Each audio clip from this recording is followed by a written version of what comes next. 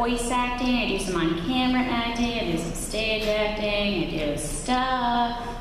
And this is a Q&A.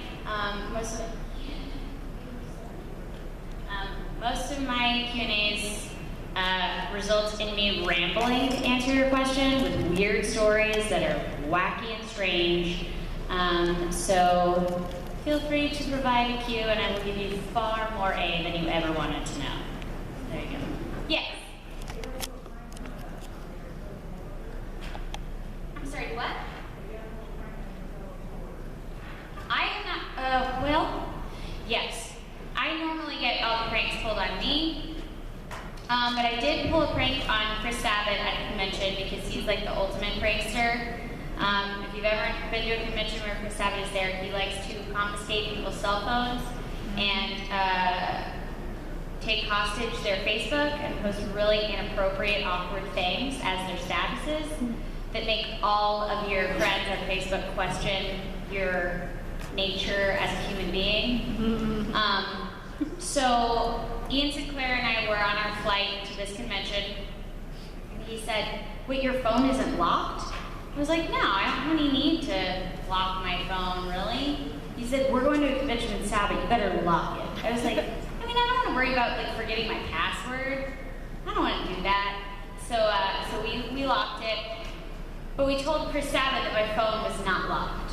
So every panel and every point of the weekend where I was with Chris Sabat, he would try to take my phone, and I knew it was there, and so he would like take it, and then I would let it breathe for a little while, and then I would be like, "Sabat, that is mine! Give it back!" Like totally play it off. So the final day of the convention, I had told people at like my private Q&As, and so had Ian, that we were gonna let Sabat finally get my phone. And I was just not going to notice that was happening. It was on the last voice actor Q&A of the weekend. So I have it on stage. I had my phone like right here. They sat me next to Sabat. It was all orchestrated beautifully. He takes my phone, and everybody in the audience is like, "Whoa, what's going on?" I was like, "Guys, why are you making all this noise? It's really weird. It's like something's about to go on. I don't know what's happening." And he takes my phone, and he goes, "It's locked." I said, "Of course it's locked. What do you think I am, an idiot?" And he was like, "This whole weekend, everybody's told me your phone's unlocked." I was like, "Well, this whole weekend, everybody lied to you." And then we came to me about the prank, so that was kind of cool. It wasn't like a huge prank, but it was the only prank I had.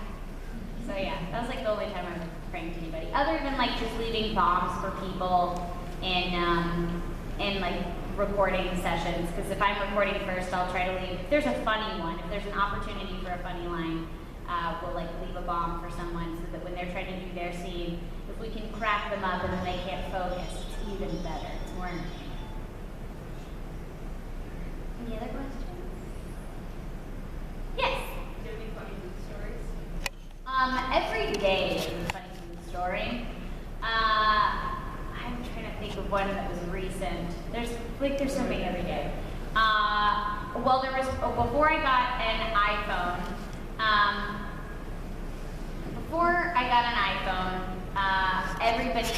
iPhones were new, I didn't have one, it was not cool, whatever. At least by Funimation standards, that was not cool because everyone had one and they would have lightsaber fights in the hallway. You know, when the lightsaber app was big, like everybody would just like start having a lightsaber fight. So when I went to get an iPhone, I told the guy at AT&T, he was like, "So, are you sure you don't want this kind of phone or you want this one?" I was like, "I need an iPhone because I need the lightsaber app." And he was like, "What?" I was like, it's kind of like I'm the only one at work who doesn't have it, and like they're having lightsaber fights in like the hallway, and he was like, "Where do you work?" I was like, "That's not even important. What is important to me is that I didn't fit in high school, and this is my one chance to fit in as an adult, and I just need the lightsaber app." So like we would have like lightsaber fights. There was a day that I got my iPhone, everybody was like, "Okay, Cherami's getting her iPhone, we can do a lightsaber fight." And of course, as soon as I got it, everybody was like, "You know, lightsaber fights aren't really fun anymore." And I was like, everybody's a horrible person. But Justin Houston, who's one of the engineers, I'm trying to find it for you guys. He was like, "In celebration of you getting your iPhone, I wrote a ringtone for you, and I hope you use it. And so it hasn't been off my phone since, but I'll play it right away because it's not on silent. I think it might be actually. Yeah.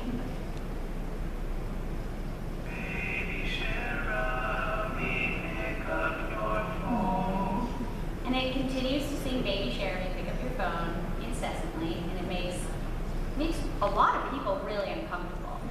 I think it's awesome because, like, there's one of my friends would go like, "There's a tiny man serenading you in your purse," and I was like, "I know, isn't it great?" He's like, "No, it actually really makes me uncomfortable," and I was like, "Well, I think you need to get that looked at because I think it's magnificent." So that was cool when I came into the booth and somebody had that for me. We also did. Chris Gayson and I worked on like 3 shows back to back, so we were very, very used to working with each other. And he was showing me about Muppet Whatnots, which you can have made at faoschwartz.com. You would think that I like work for them, but you can build a Muppet, and it looks just like the Muppets on like the Muppets. And yeah, Jim Henson Muppets. It looks exactly like that. But you could build it and customize your Muppet, pick out the outfit that they wear. So we built Muppets for like an hour, just like we were ahead of schedule. So we built all these Muppets, and then I finally found that I was like, oh, I can get one. And I got like on a deal. It was like $30 for this custom-made Muppet. I was like so excited. Chris Kaysen got one as well, and so we planned a Bring Our Muppet to Work day. And we took all of these pictures of our Muppets, like recording, wearing the headphones, and like working, writing scripts, and like going over and harassing Todd Hagelhorn, and like all sorts of things.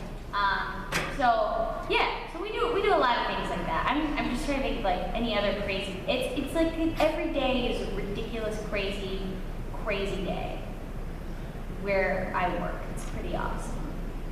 Yeah. Any other questions? Yes. So yesterday you said during leisure time you watch YouTube videos. What do you follow any channels and you can recommend? Do I follow any channels? Well, I will do, this is my shameless plug. I just shot a film, they're calling it #Secret Project 2014. It's really not secret anymore, but we're gonna #secret it until we can tell everybody everything so that we don't get in trouble. But I ended up working with a lot of YouTube people. Do you guys know Shane Dawson? Yes. Okay. Shane Dawson is the director, and he's also starring in a movie with me. And Drew Monson, My Toehold. Do you guys know who that is? Anyway, follow his channel. And Shane Dawson, I follow his channel. And Lisa Schwartz, who's dating Shane Dawson, follow her channel. And Trish Paytas. Do you guys know who that is? She cracks me up. I'm like, I just don't even know. There's just so much. So I follow her channel as well. She also does Target hauls, and I'm like like 90% of my wardrobe, 90% of my life comes from Target, and I've never been happier about it. Like every time I walk into a Target, they're gonna have to put me on like a rehabilitation program to keep me away from a Target, because I like walk in, the dollar section alone is like an hour. I mean, there's some amazing things you can find there. And it's like, I mean, obviously I need 47 eggs with erasers in them. Why? You know what, I don't know, but something's gonna happen, and I'm gonna be like, thank God I have those eggs. I knew I would need them. They're only $1 for 6. I mean, come on now, let's deal. They should pay me. They should pay me to do commercials just talking about Target. Just being in Target and saying like, when I'm in Target, I'm a happier human being. I mean, because that's how it is. But she does Target hauls, and that's how I found her. Is I was like, this is 15 minutes of things you can buy from Target that bring you joy. Hello, thank you. But yes, so I watch their channels, and then of course like I watch whatever like viral video is happening.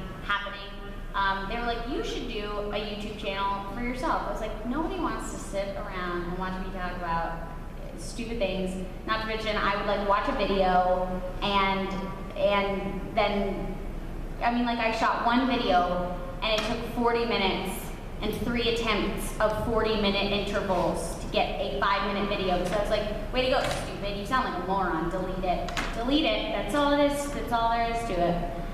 So I would not be a very good YouTube person, but I certainly watch them and I enjoy them very much. I liked all the boyfriend-girlfriend makeup challenge thing. Do you guys know what I'm talking about? Why? I don't know, but watching a guy try to curl a girl's eyelashes with an eyelash curler never gets old for me. It's such an anxiety thing that I'm like, oh, don't rip her eyelashes out! But at the same time, it's like, oh, this is so funny. So funny. And like maybe watching guys try to put eyeshadow as blush, and it's like, that's black, dude. Doesn't go on the cheeks. I mean, it can, you know, to each their own, but it's just entertaining to me. I don't know why, because I have like a very sick sense of humor. Although I asked John, I was like, do you want to do that? He goes, no, I don't want to destroy your face. I was like, seriously, dude, it'd be fun. He was like, no, it would not. Because like right after you see what I would do to your face, you'd be like, I can't talk to you for 30 minutes. I was like, that is not true.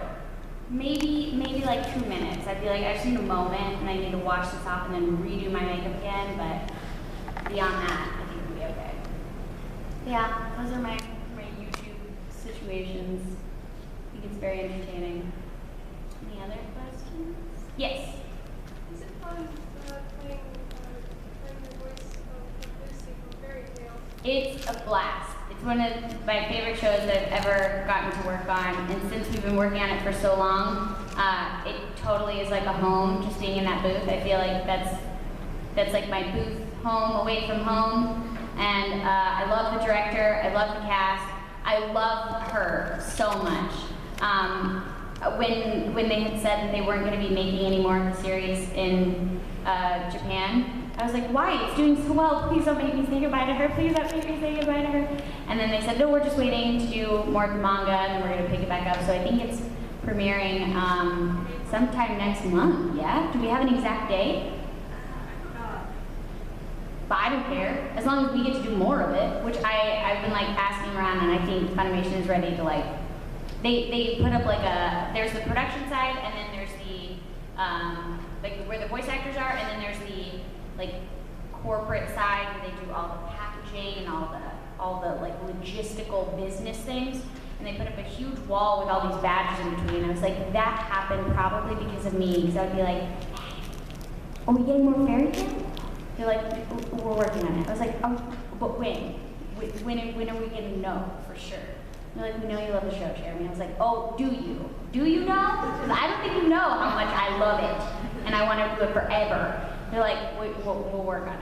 So they don't tell me anything, probably because they think I'm obnoxious.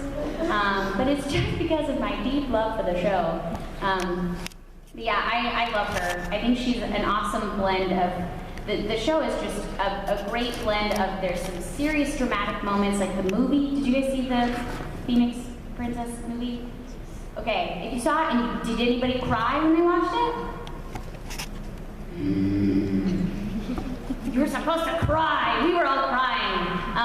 So yeah, we cried when we were recording that. I loved how like serious and dramatic that was.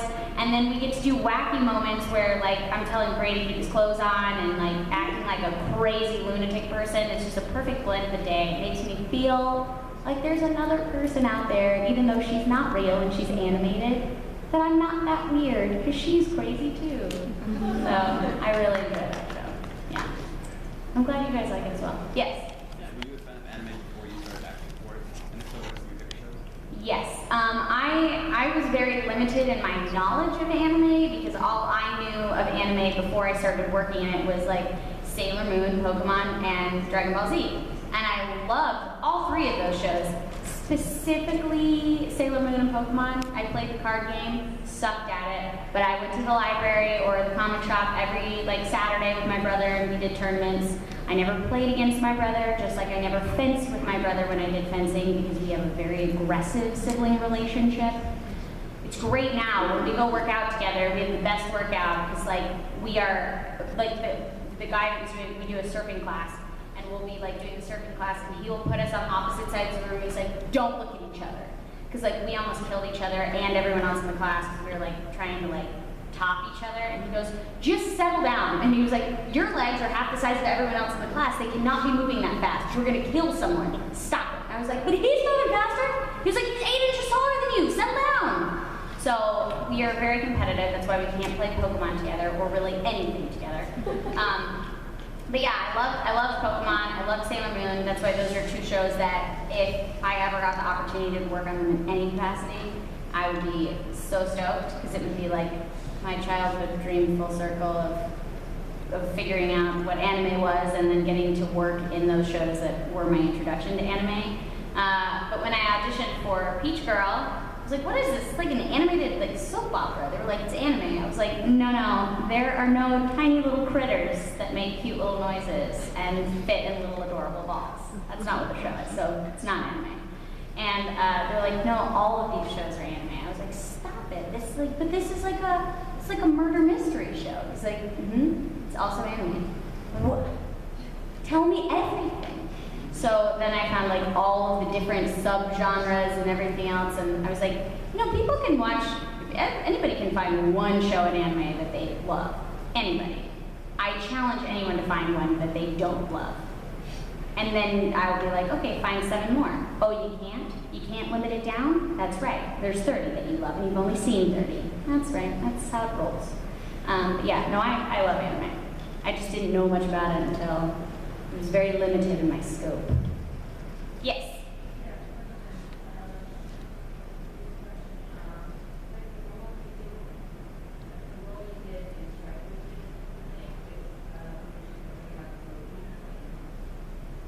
Do you think we'll do a movie or something?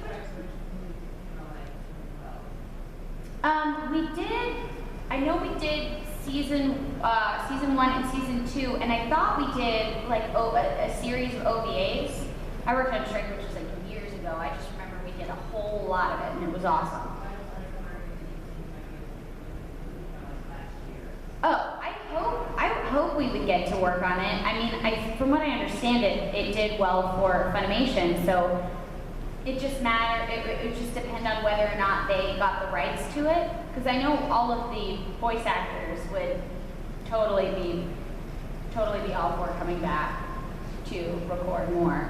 So I don't know what the status is. Again, they don't tell us anything because we can't keep our mouths shut, and we would like come on Twitter and say like, guys, guess what? We're doing. Oh, they just said don't talk about it. Already sent it. Oh well. So they don't tell us anything until we go in to record. And there's been times where I've walked in and said like, so what am I working on today? And then they'll tell me, and I'm like, oh, sweet. Cool. And then there's things that I worked on, like I almost just said something, and I was like, yeah, like that one time I worked on this, and then I thought, I don't even know if they've announced that, and we recorded that like years and years and years ago. So I should keep my mouth shut about that. But if it hasn't been released, it's going to be awesome. So just know that. Oh my gosh, I was like, she's got 7 text messages, and they're all in a paragraph, and it makes me very anxious. Like, why? Anyway, any other questions? Yes? I'm guessing you have friends outside of your initial department in Funimation. Yeah. What do they think of your job as a voice actress for anime? Some of them think it's very cool. It's always very fun when people start, I mean, the first time it happened where people were like, oh, I see what you do now. They didn't really have like a context for it unless they like watched a lot of anime. But when I was, I worked on Borderlands 2, and so I went over to one of my fiance's friends' houses, and they were playing the game. And I was like, you should play as Gage. She was like, yeah, this is a new character. I haven't like played it yet. I was like, yeah, you should totally play as a character. I heard she's like really, really badass. She was like, you know about Borderlands? I was like, I mean, you know, like a little bit, no big deal. So then I stood behind the couch, and whenever Gage would say something, I would say it at exactly the same time. He was like, gosh, the surround sound in here is awesome. And I was like, yeah. And then he goes, Cherami, it sounds a lot like you. I was like, does it? That's so weird. Somebody mentioned that, but I just said, like, I don't know. I think that's strange. So then when we finally told them, they're like, oh, it's so cool what you do. And then when they started watching Cherami, they were like, so this is anime. This is cool. I'm like, yeah, dude. Like, seriously? So yeah, some of them think it's cool, and then a couple other people think it's like They think it's kind of crazy. They're like, who wants to go see